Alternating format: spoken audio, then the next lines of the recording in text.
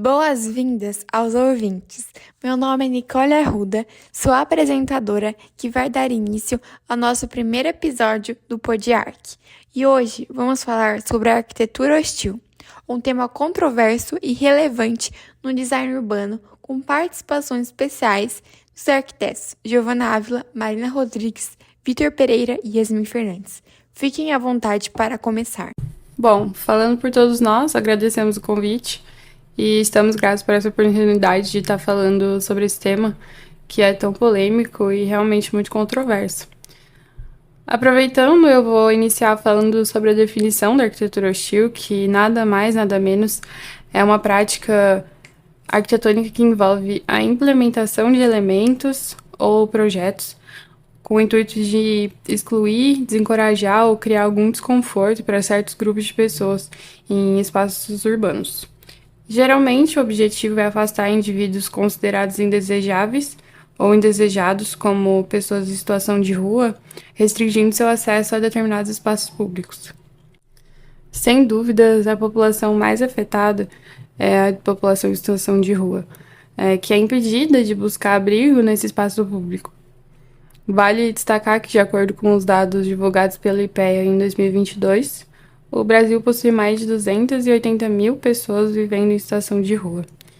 Intervenções hostis, inclusive chamadas de dispositivos anti-mendigos, têm um efeito particularmente prejudicial a esse grupo.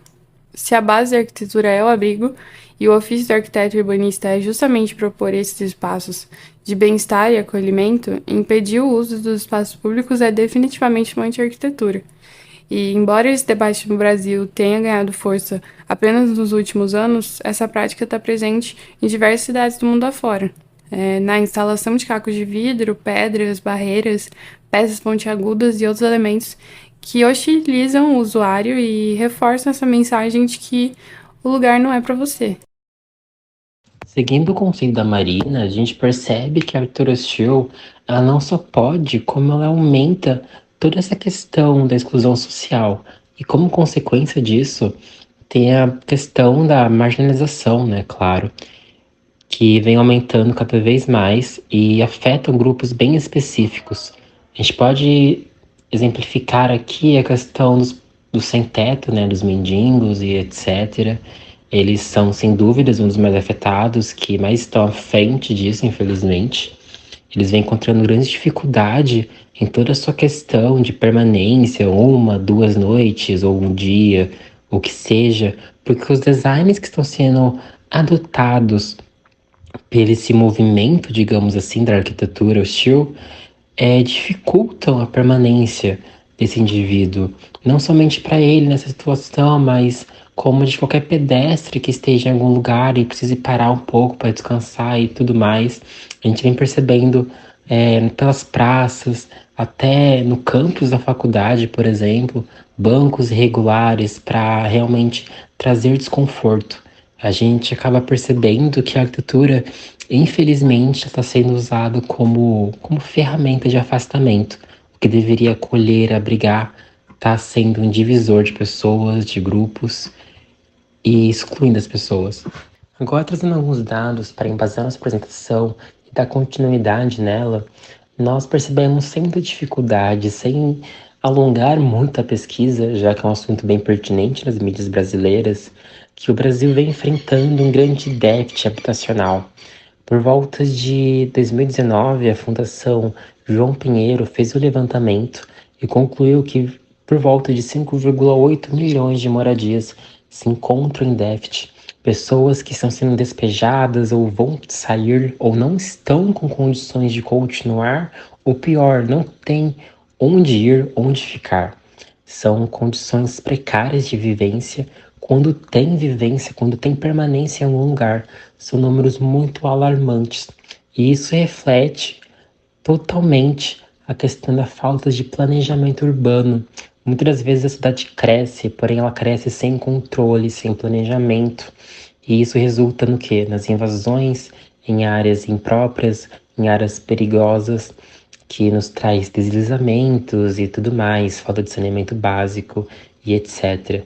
É um reflexo da má administração de todo esse território que chamamos de Brasil. Qual é a mensagem que a cidade passa com base nisso tudo? A quem a cidade pertence se não for ao do povo? E se for o povo, por que nem todo dito povo pode permanecer, ou pior, pode escolher estar em qualquer lugar? Lugar que se diz público, principalmente.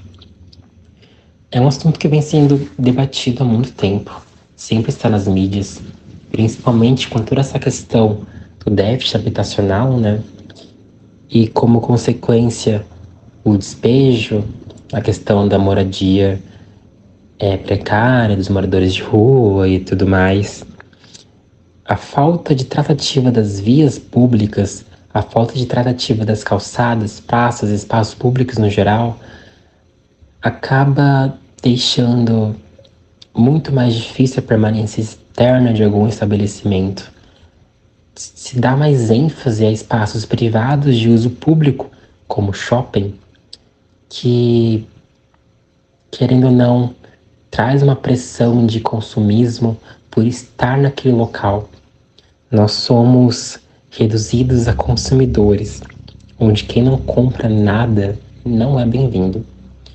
Uma opção que nem sempre uma pessoa em condição de rua poderá atender. Nem sempre uma pessoa que não tem onde estar poderá gastar para estar em algum lugar. É uma questão de viabilidade pública que tem que ser discutida, sem sombra de dúvidas. O ócio pelo ócio. A pressão de consumir para ter e a pressão de ter para estar. E, diante disso tudo, pode-se dizer que o mobiliário urbano, como bancos, mesas, abrigos de ônibus, entre outros, desempenha um papel importante na promoção do uso e da apropriação dos espaços públicos. No entanto, quando projetado de forma hostil, com características desconfortáveis, com o intuito de afastar certos grupos sociais, acaba por restringir o acesso e a utilização desses espaços por parte de alguns segmentos da população. Então, ao adotar elementos agressivos, reforça-se estigmas e estereótipos sociais, contribuindo para a marginalização e a invisibilidade das pessoas em situação de vulnerabilidade.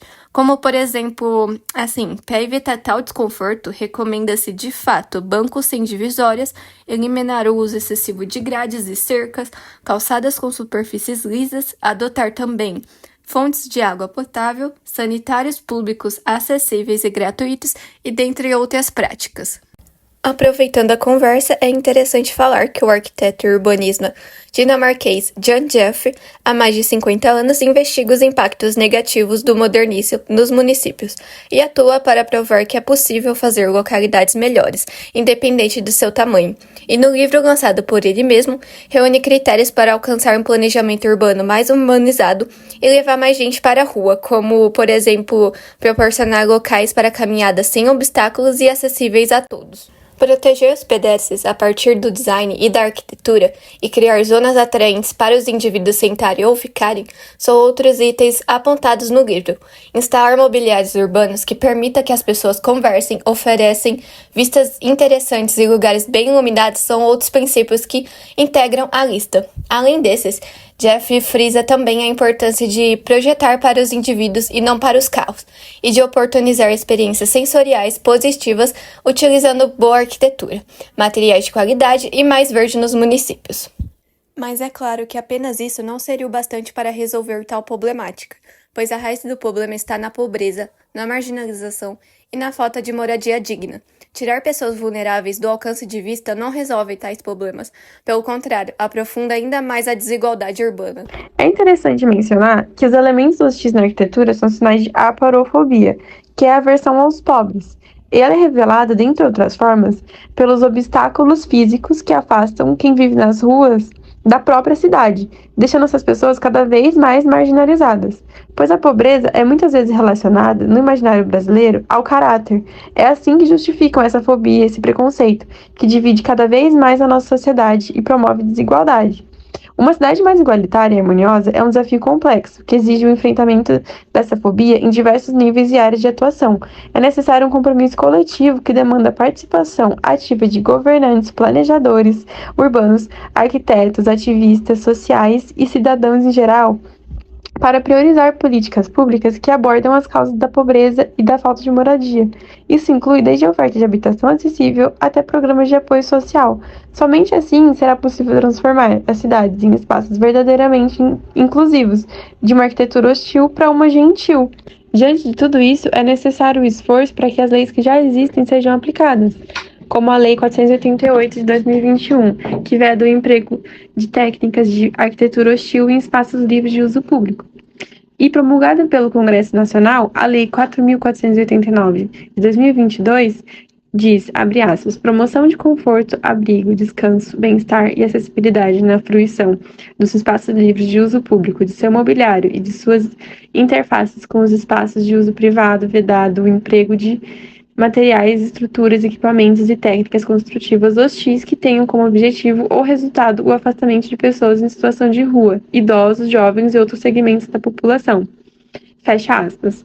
Algo interessante é que essa lei menciona outros grupos marginalizados, além da população pobre, de modo que ressalta o impacto universal que essa prática tem. Mas nós sabemos que, infelizmente, muitas vezes essa lei não é aplicada e temos muito a melhorar. Então, podemos resumir que um espaço público hostil não resolve problemas urbanos. Pelo contrário, apenas os intensifica. A solução efetiva passa por questões muito mais profundas, como o enfrentamento à desigualdade social, a violência, o déficit habitacional, dentre outros aspectos. A cidade é o território onde os conflitos e diferenças acontecem, reflexo da sociedade que a constrói ao longo do tempo.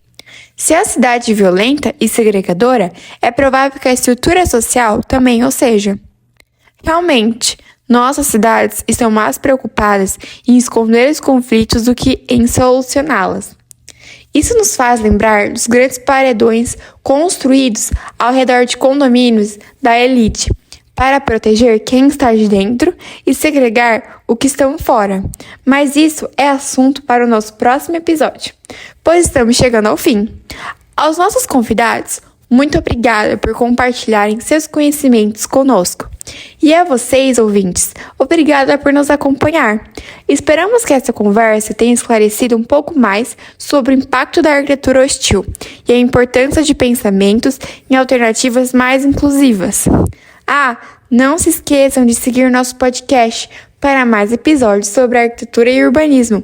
Envie suas perguntas e sugestões pelas nossas redes sociais. Até breve!